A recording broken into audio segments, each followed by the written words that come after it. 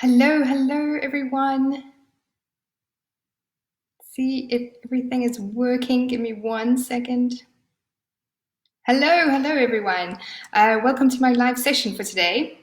And what we're going to talk about in today's session is meal planning and how to effectively use your leftovers. And the point of doing this meal planning and using your leftovers is so that we can become more efficient with our grocery list that we can take to the grocery store so that when we're at the grocery store, we get in and we get out as quickly and efficiently as possible because obviously we want to be spending less and less time in the grocery store at the moment. So, meal planning can absolutely help you with this. Now, if you've never done meal planning before, what I suggest is you start with 1 week, or if you can push it to 2 weeks of planning, great. And then what you do from that is you create a grocery list, and then that's what you can take to the grocery store. You buy your groceries for the week or 2 weeks, and then you start to plan out. You prep your meals for that week. So a meal plan is effectively just it's a weekly schedule, and you can use Excel or Word, whatever you want. I like to use it as a table with Monday to Sunday across the top, and then the meals down the side. So breakfast, lunch, supper, and any snacks that I'm going to cook.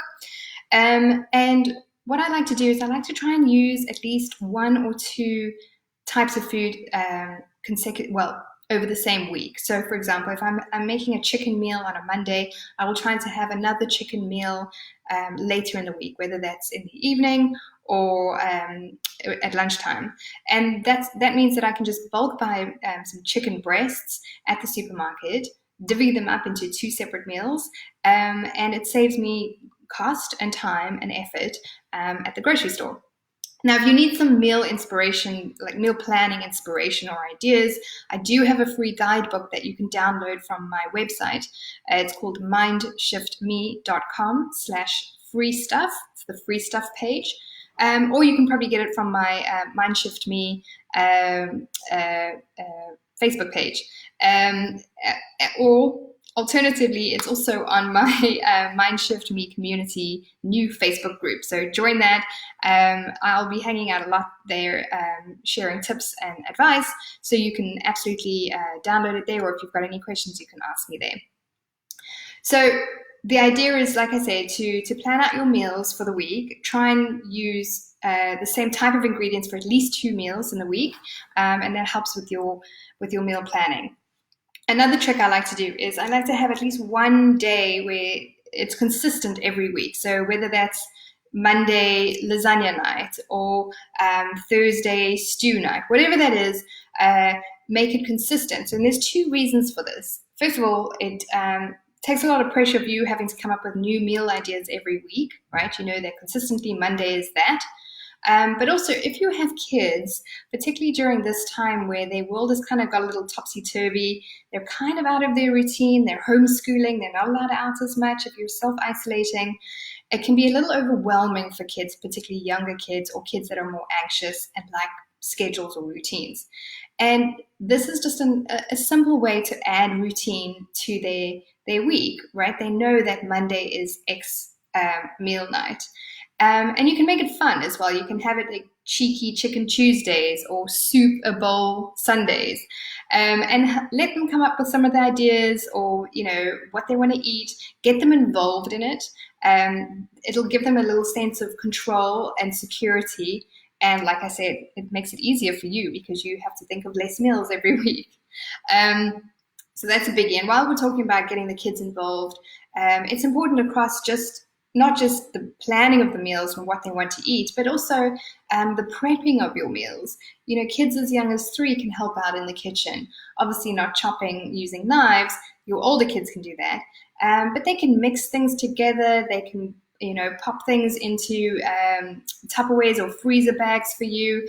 And the more they get involved or coming up with ideas for meals or researching recipes for you, they can help with the baking. The more involved they are, the more likely they are to eat and the more sort of control that they feel over their meal times, which is important. So, and again, an extra little helper for you as well, right?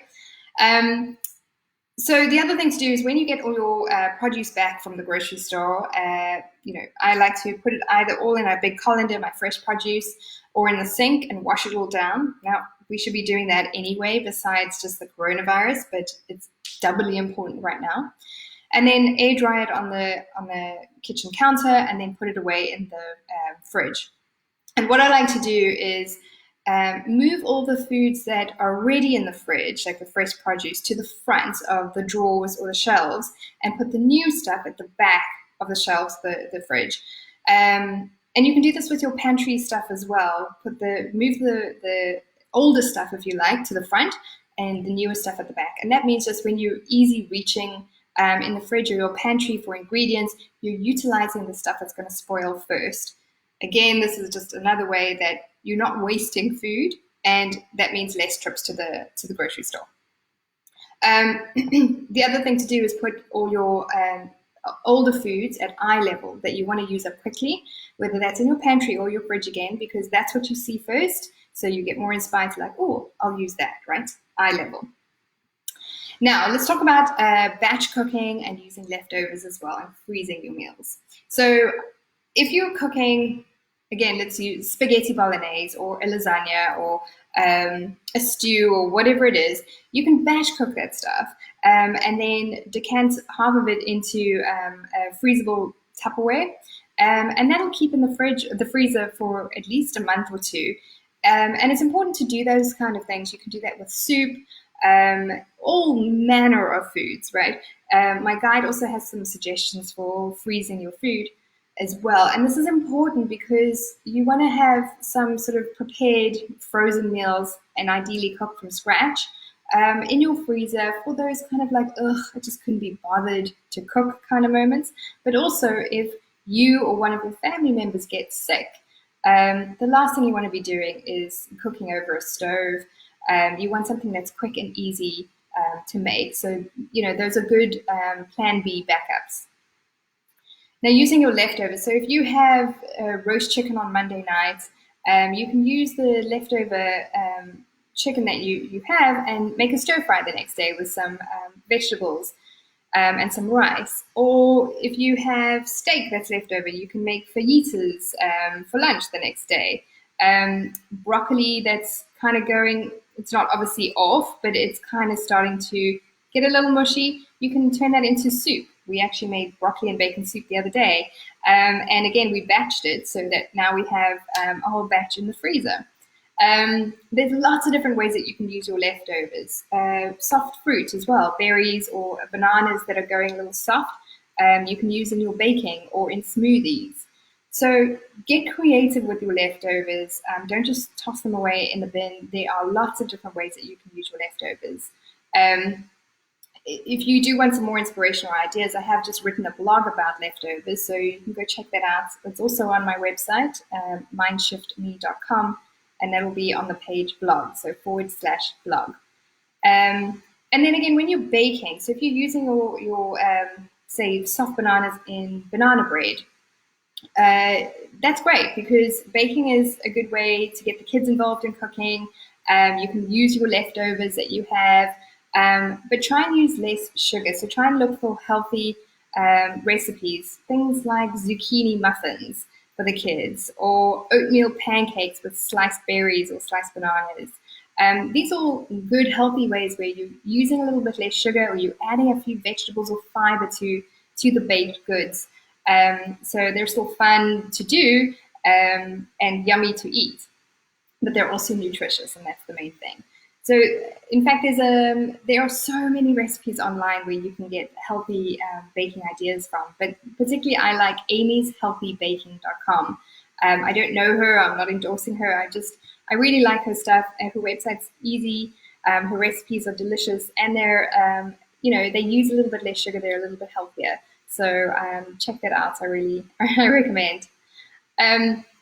All right, so that's pretty much it for now for meal planning. Like I say, if you do kind of want to start meal planning, but you don't even know where to start, go check out my online free guide that you can download. And at the end of that, there's a whole bunch of tips, some of it that we've chatted about today. But at the end of that, there's one of the extra pieces is a weekly meal guide. So it'll give you an idea of how to set it out, but also give you some inspiration for some meals that you can use. I hope you enjoy it. Do sign up for notifications for these live sessions on Facebook, because I am going to be doing more and more of them over the next coming weeks. Download my free guide if you want a meal planning inspiration, and join my new Facebook group where I'll be hanging out, and you can ask me any questions that you have, and I'll be sharing more and more tips. That's Mind Shift Me Community. So I'll see you then. Thanks so much.